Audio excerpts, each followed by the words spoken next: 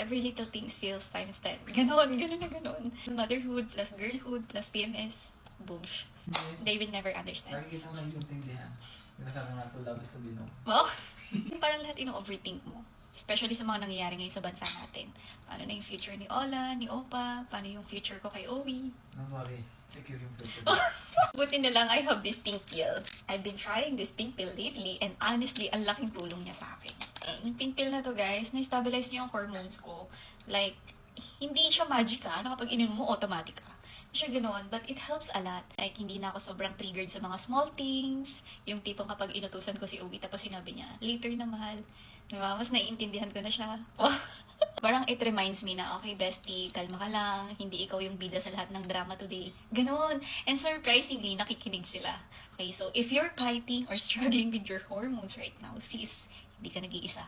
Okay, kaya kapit lang. You are not alone. You are not